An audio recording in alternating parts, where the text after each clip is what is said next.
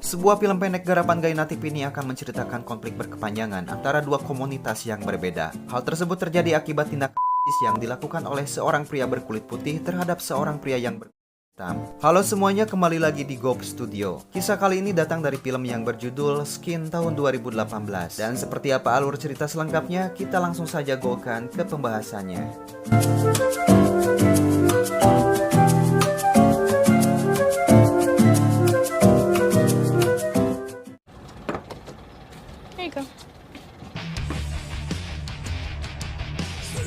Meskipun tak begitu banyak artikel yang memuat tentang film berdurasi kurang dari 21 menit ini, namun di tahun 2019 film Skin mampu meraih 2 penghargaan bergengsi sekaligus dari 5 kategori yang telah berhasil mereka ikuti. Di antaranya Piala Oscar dan Academy Award untuk kategori yang sama, yaitu sebagai film pendek live action terbaik. Film Skin sendiri akan membawa kita ke dalam kehidupan sebuah keluarga kecil yang terdiri dari Jeffrey atau Jeff si ayah, Christy si ibu, dan anak laki-laki semata wayangnya yang bernama Troy. Would you finish your breakfast first? Okay. I want you to finish everything you have, okay? Jeff dan Christy merupakan anggota dari sebuah kelompok ataupun gangster yang menyebut dirinya ini sebagai neon. Sejatinya orang tua akan menjauhkan anaknya dari lingkungan yang buruk dan mendorong dalam hal pendidikan ataupun melakukan kegiatan positif lainnya. Namun tidak dengan Jeff dan Christy yang justru malah mengikut sertakan anaknya ini untuk bergabung bersama kelompoknya tersebut. Di mana Troy yang masih bocil pun sudah sangat terbiasa dengan kehidupan liar dari orang tua dan teman-temannya ini.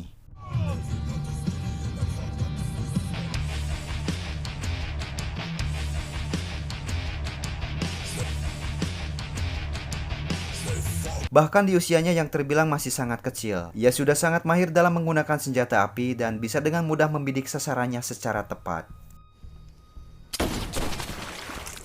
Francis? Oh, that was fun, wasn't it? What'd I tell you? This is the next generation. Mama? Di malam harinya mereka bertiga sudah berada di sebuah Alfamart cabang Cibaduyut untuk belanja beberapa bahan pokok dan kebutuhan lainnya. Saat itu Troy tertarik dengan mainan yang sedang dibawa oleh seorang pria berkulit hitam bernama JD. Tampak mereka pun saling bercanda sambil melemparkan senyuman satu sama lain tanpa ada sesuatu yang berlebih.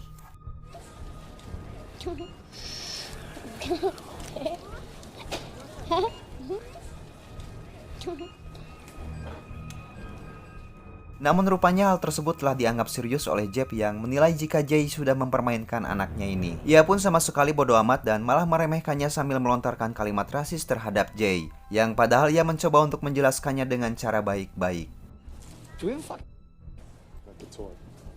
What? I'm sorry, I can't hear you. What did you say? Jay pun memilih untuk segera pergi dari tempat tersebut sambil mengatakan kalau Jeff lah yang telah menjadi masalah bagi dirinya. With those big lips. What? Babe, leave it. You heard me, man.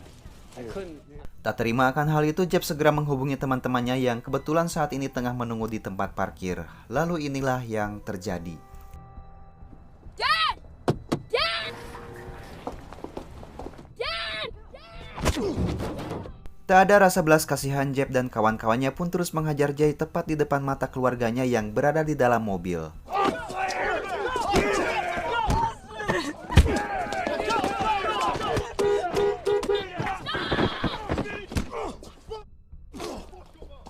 Begitupun istri dan anaknya Jay yang hanya bisa menangis histeris ketika melihat suami dan ayahnya ini berteriak meringis kesakitan tanpa bisa melakukan apa-apa.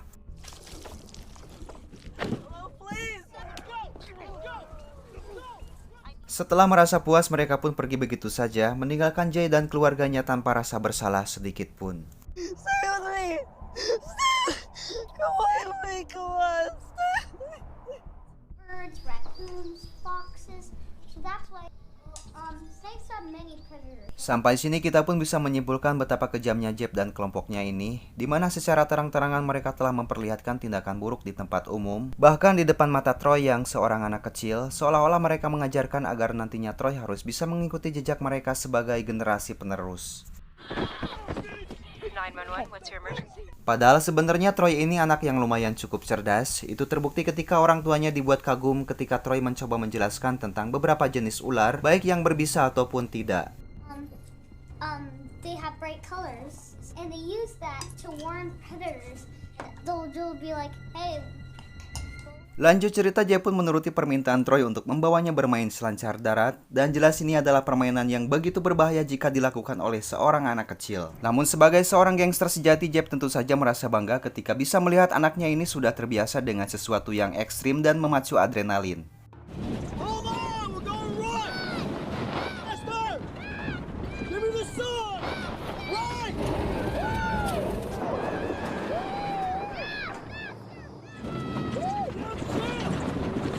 Di dalam perjalanan pulang, Jeb tak henti-hentinya selalu membanggakan Troy atas apa yang telah mereka lewati di hari itu. Hal tersebut wajar saja karena Troy merupakan anak satu-satunya yang dianggap berbakat untuk menjadi generasi penerus di masa yang akan datang. Thanks, Mommy. There's a Viking dinner waiting for you two when you get home. Tak lama kemudian mereka pun harus terpaksa berhenti akibat ada sebuah mobil yang menghalangi jalan pulangnya. Jeb yang sudah mulai kesal pun memutuskan untuk menghampiri mobil tersebut. Tapi inilah yang terjadi.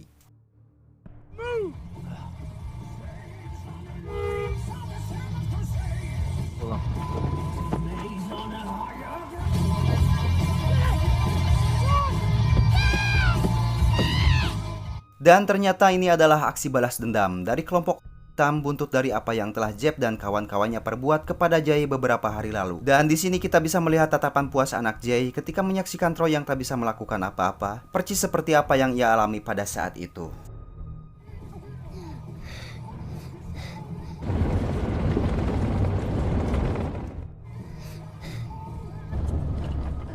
Mereka pun membawa Jeb yang masih dalam kondisi pingsan masuk ke dalam sebuah rumah. Dan mungkin di sini kita sama-sama berpikir jika orang-orang ini akan menghabisi Jeb dengan menyakitinya secara perlahan. Namun rupanya dugaan tersebut tidaklah tepat, karena saat ini kita akan melihat bagaimana mereka membalaskan dendam JD dengan caranya sendiri, yaitu mentato semua tubuh Jeb dengan warna hitam.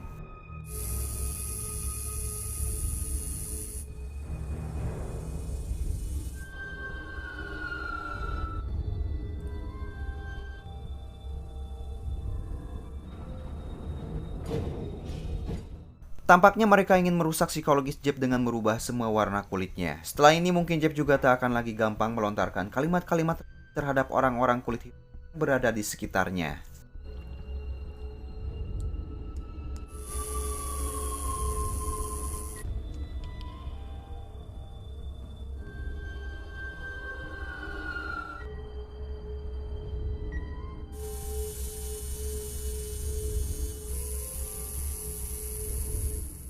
Tanpa terasa Jeb pun sudah 10 hari lamanya berada di tempat tersebut, dan sampai saat ini polisi setempat pun masih terus mencari petunjuk untuk bisa menemukan lokasi atau keberadaan Jeb sekarang.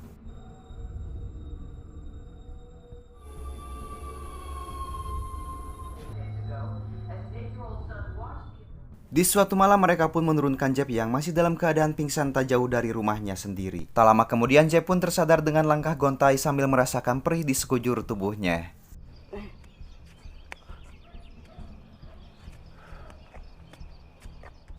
Di sisi lain, Christy pun terbangun karena mendengar gonggongan anjing yang berada di sekitar rumahnya sehingga membuat dirinya menjadi panik. Ia segera mempersiapkan pistolnya karena mengira jika ini adalah aksi balas dendam dari kelompok orang-orang berkulit hitam.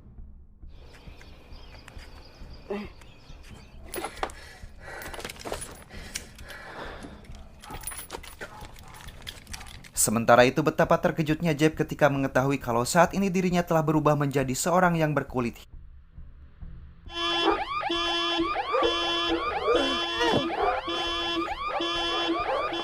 Christy pun langsung menghubungi teman-temannya untuk menjelaskan situasi yang dialaminya saat ini. Tak lupa ia pun menyuruh Troy anaknya agar ia segera bersembunyi, sedangkan di luar Jeb seakan tak percaya dengan kondisinya yang kini telah berubah 180 derajat.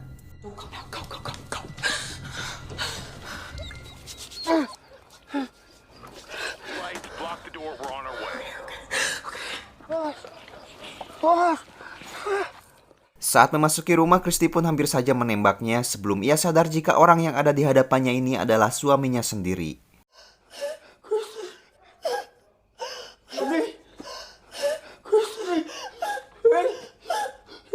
Ia pun tak sampai hati melihat Jeb pulang dengan kondisinya yang seperti ini. Lalu tiba-tiba Naas bagi Jeb yang harus tewas saat itu juga. Di rumahnya sendiri, tepat di depan mata istrinya. Bukan sama musuhnya, melainkan sama anaknya sendiri yang selalu ia banggakan selama ini. Dan film pun tamat. Ada banyak sekali pesan moral yang bisa kita ambil dari film Skin ini. Saya yakin teman-teman sekalian bisa menyimpulkan atau memetik makna dari semua kejadian yang ada di ceritanya. Tak lupa juga saya ucapkan terima kasih bagi kalian yang sudah memilih video ini. Semoga bisa menghibur kegabutan kalian yang kronis. Dan sampai jumpa di video-video berikutnya.